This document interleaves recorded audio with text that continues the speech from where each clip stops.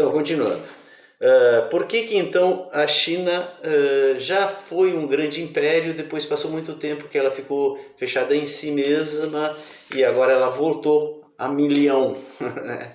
A milhão para ocupar um espaço que já foi dela, digamos, no mundo antigo. Essa explicação não é dada por mim, é uma explicação, na verdade, que vai, talvez vocês não conheçam, é uma novidade, né, que está recontando a história da China e a história do mundo, né, e que não é ainda muito aceita nos círculos acadêmicos, porque nos círculos acadêmicos há uma resistência, porque imagina assim, ele é feito por pessoas que passaram a vida defendendo certas coisas. Quando vem alguém que nem é dos círculos acadêmicos e de repente mostra determinada coisa, há uma resistência natural. E quem mostrou essa novidade, que é basicamente o motivo desse vídeo, né, que eu vou contar para vocês, da história da China e do próprio mundo, é o inglês Gavin Menzies, que escreveu esse livro aqui, tá? Que se chama 1421, o ano em que a China descobriu o mundo. Muito bem. Esse Gavin Menzies, que era inglês, e mais uma vez a gente vai entender porque foi ele que descobriu, porque os ingleses eles são muito de ficar assim nos fatos, né? As teorias e como nos conta a história são levados em conta, claro, mas o empírico é muito levado em conta e eles ficam observando o empírico, esse espírito empirista. Eu digo que levou esse inglês a descobrir, a fazer essa descoberta, na minha opinião. Qual é a descoberta? Que a China, muito antes dos europeus, ela já viajou com seus imensos navios que ela possuía. Isso não foi ele que inventou, isso era reconhecido. A China tinha imensos navios, já era reconhecido antes dessa descoberta que a China poderia ter descoberto o mundo se quisesse. Ela simplesmente não descobriu porque ela não tinha interesse, segundo o pensamento que até hoje vigora na história, digamos, da academia. Só que esse cara descobriu, sim, que a China descobriu, ou seja, viajou por todo o mundo com seus juncos, seus enormes navios. E como é que ele descobriu isso?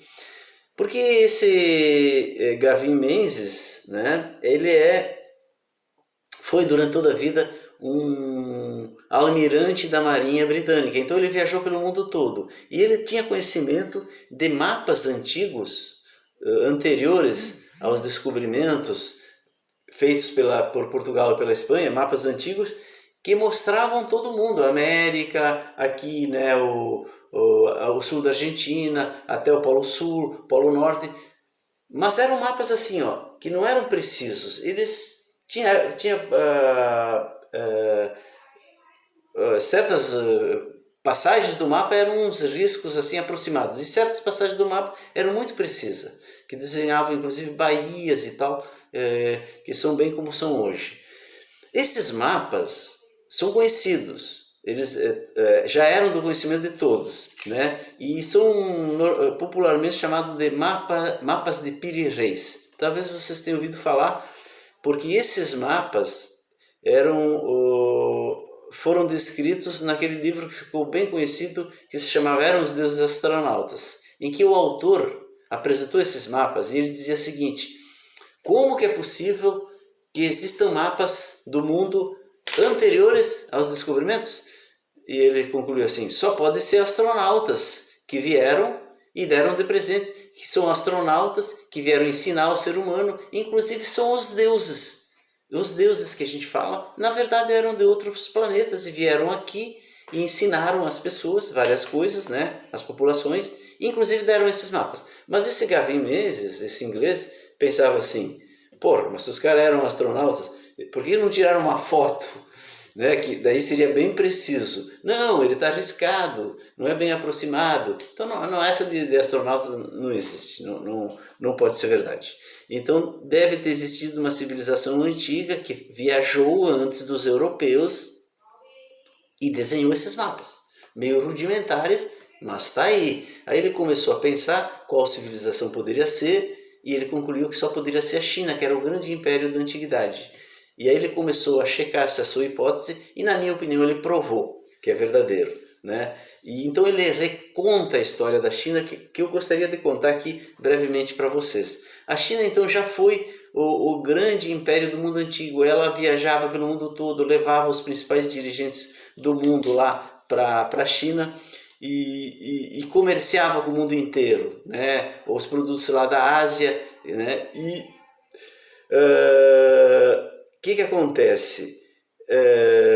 Por que ela se recolheu? Bom, a China foi dominada durante vários séculos pelos mongóis, que eram herdeiros do Gengis Khan, um grande guerreiro, né, um chefe militar, e os mongóis eram assim muito combativos. Eles dominaram a China durante muito tempo. E depois de um tempo, os chineses conseguiram derrotar os mongóis e pegaram os mongóis e castraram todos os mongóis, e ainda crianças, né, os homens castraram, se tornaram os eunucos, né? E o imperador que se estabeleceu ali, ele meio que então estava num equilíbrio entre os mongóis, que eram os capitães dos navios que viajavam pelo mundo, que eram também comandantes do exército chinês e tal, e por outro lado os mandarins, que foram na verdade os que derrubaram os mongóis, foram principalmente os mandarins, que representavam mais o espírito chinês, né? O espírito chinês é um espírito assim de respeito à natureza, de tipo assim, na medida que tinha esse modo oriental de ser, digamos, a natureza não era muito agredida, né? Não era muito agredida, ou seja, a natureza era muito mais respeitada, porque a natureza não era mera matéria. Então os mandarins, eles representavam esse pensamento. Eles criticavam, por exemplo, as grandes viagens que traziam coisas malucas de outros lugares, que eram chefiadas pelos mongóis, né? Eles criticavam a destruição de matas, de mogno para fazer navios, para construir a imensa cidade proibida onde o imperador morava com milhares de concubinas que ele tinha, e ele trazia dirigentes do mundo inteiro e tal, né? A China tinha assim um sistema em que o mundo inteiro era tributário, ou seja, pagava tributos para a China em troca de privilégios de comércio, coisas desse tipo, né? A Europa naquele momento era a parte mais pobre do mundo, mais miserável. Então a China chegava, mas não se interessava pela Europa por causa disso. Ela se relacionava mais com outras partes do mundo que eram mais ricas, né? Levava dirigentes de todos os lugares do mundo, mas não levava os europeus. A Europa, justamente, ela começou a crescer com essa revolução que aconteceu lá na Grécia e veio vindo, e nos formou a maneira ocidental de ser e de pensar. Muito bem. E essas grandes viagens, então, elas foram mapeando o mundo. E teve uma grande viagem que é relatada nesse livro, que veio até o Polo Sul, foi até o Polo Norte, mapeou todo mundo. Quando essa grande expedição voltou, o imperador tinha sido deposto, né? E os mandarins tomaram conta e acabaram acabaram com os mongóis, acabaram com todo mundo, e a China se recolheu ao modo chinês de ser. Mas é interessante a gente discutir aqui por que a China, o que foi que aconteceu naquele momento. Então aqui eu quero introduzir também um conceito que se chama assim, a explicação teleológica das coisas. Ou seja, quando tu tem uma determinada coisa, tu pode explicar ela de duas maneiras. Tu pode explicar ela como um resultado de causa e efeito. Tu pode explicar também no sentido teleológico. Por exemplo, pega essa caneta aqui. Essa caneta aqui, num sentido de causa e efeito, que é como a ciência ocidental explica, tu poderia dizer assim: por que existe essa caneta? Ela existe porque alguém fez plástico, fez aqui, fez a tinta, fez tudo e fez.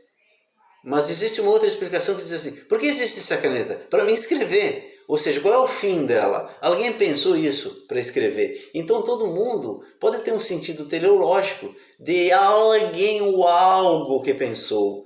Quem seria esse alguém ou algo que pensou o mundo? Enfim, a natureza. Se quiser, Deus. Enfim, Deus é uma hipótese, vamos chamar, né? É um nome. Mas enfim, algo pensou o mundo como ele é E então pensou também que a China naquele momento ela deveria se recolher para dar lugar um ao outro que ia se alastrar pelo mundo, que seria justamente o Ocidente. Então exatamente no ponto em que a China se recolheu, né, o Ocidente começou a ocupar o mundo e a China ficou lá se recolhendo, mas agora ela veio de novo. Então isso também a gente tem que entender, né? Mas num sentido de causa e efeito, por que a China se recolheu? Por que quando a expedição que explorou o mundo todo, mapeou o mundo todo, voltou, o imperador tinha sido deposto? Tem uma explicação lá de causa e efeito também, certo?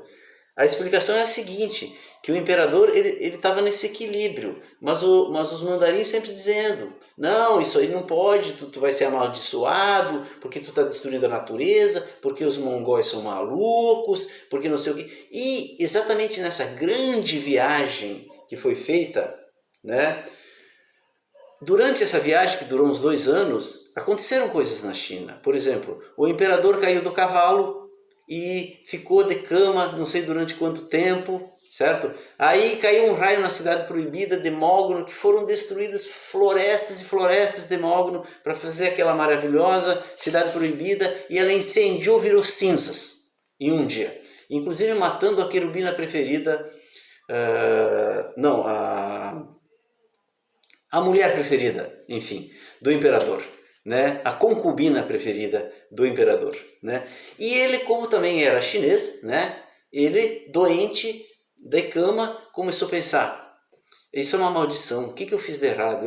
Eu fui amaldiçoado pelos deuses, papapá. E ele se enfraqueceu e os mandarins depuseram ele, botaram no lugar o filho dele, que já os mandarins tinham feito a cabeça contra os mongóis, e aí se estabeleceu um novo momento em que a China se recolheu em si. E quando os mongóis voltaram, eles acabaram com as viagens, deixaram os navios apodrecendo, queimaram todos os relatos, que esse Menzies conseguiu recuperar pedaços aqui, pedaços lá.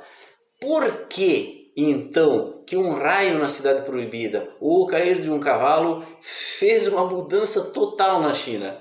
É justamente porque o mundo antigo ele tem um limite que o ocidental não tem. Quando o ocidental tirou as coisas do mundo, um cair de um cavalo ou cair um raio numa cidade, não interessa, a gente reconstruir de novo, porque não tem nada para nós que seja sobrenatural. Deus está lá no mundo para nós. Não, desculpa, Deus está lá no céu para nós, certo? E ele disse, crescei e multiplicai-vos, dominem a natureza. Então a nossa construção de mundo é uma construção que alia uma tradição fundamentalista judaico-cristã que diz isso, que não tem nada de sobrenatural do mundo, né? E uma outra que veio da Grécia que diz, é tudo razão. Então, nesse momento, a China se recolheu, mas é porque ela olha o mundo com um respeito, digamos, desmesurado, que o Ocidente não tem. O Ocidente pega e vai e patrola e derruba florestas, entende? Que é negativo por um lado, mas existe um sentido nisso, porque era necessário, digamos assim, que o Ocidente avançasse, digamos, e dominasse a técnica, a ciência, fosse adiante, adiante, adiante. Só que agora aquilo que nós descobrimos, aquilo que o Ocidente descobriu e desenvolveu e fez a primeira Revolução Industrial e a segunda Revolução Industrial, na terceira ele foi para o Oriente. E o Oriente começou a mostrar que ele é superior, ele se apoderou dessa fabricação e agora está vindo de novo. E o Ocidente aqui conseguiu parar o Japão, mas a China ainda não conseguiu parar. No próximo vídeo nós vamos continuar nessa linha de explicar a produtividade e o crescimento dos países em função do crescimento da sua demanda. Um abraço.